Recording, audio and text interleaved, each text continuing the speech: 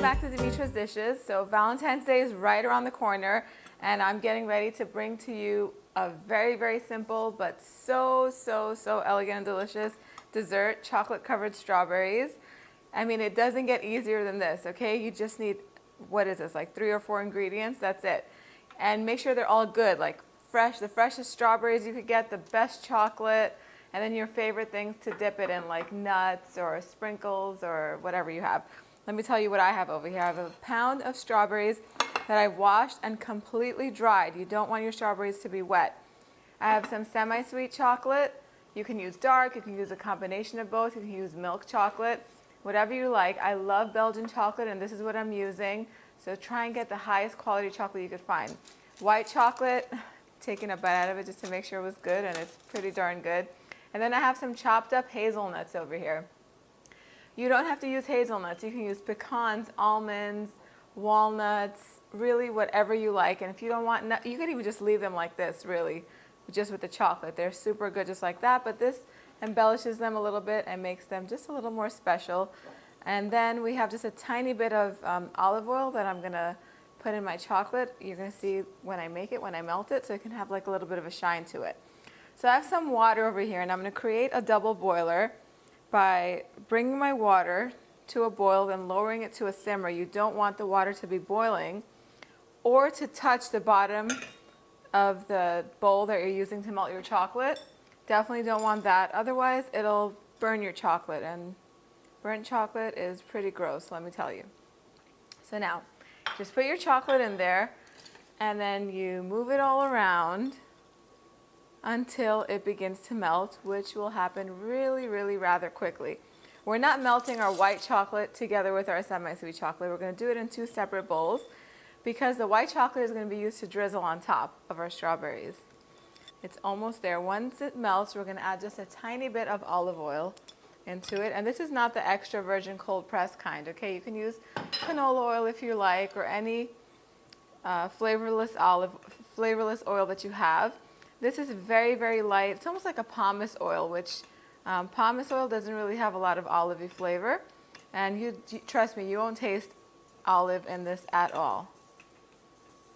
So I've completely turned off the heat because most of my chocolate is melted. There are still bits of chocolate that haven't melted, and I'm just going to do that slowly without the heat on, so that way I can make sure that this doesn't burn. I'm going to put just a tiny bit, like a teaspoon of oil in here. Just a little bit like that. And mix it in here. And that's just going to give it a little bit of shine.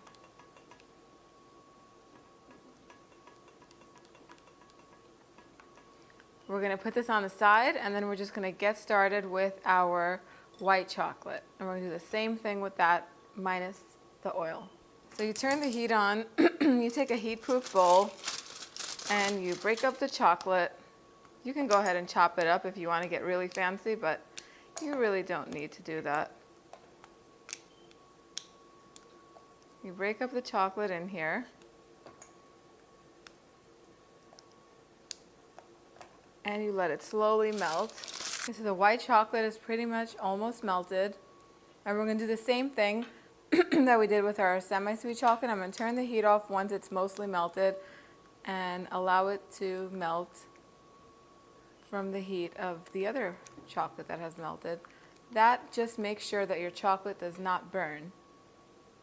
Trust me guys, once chocolate burns, it's just gross. It's gritty, it's bad tasting, and you can't fix it. That's it. This is ready. We're going to put it on the side. This is what it looks like when it's all melted, nice and smooth and creamy. And now we're going to dip our strawberries in it. All right, so you want the chocolate to cool a tiny bit before you start doing this. And then you take your strawberry and you dip it in your chocolate. Let the excess drip. And you put it on your parchment paper. That's on your parchment paper lined baking sheet.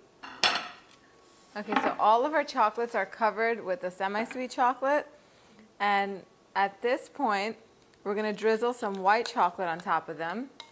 And you're going to take a spoon or a fork, whatever you have, and just swish it around like that on top of them just to make like a zigzag pattern, and dip them in either hazelnuts or whatever your favorite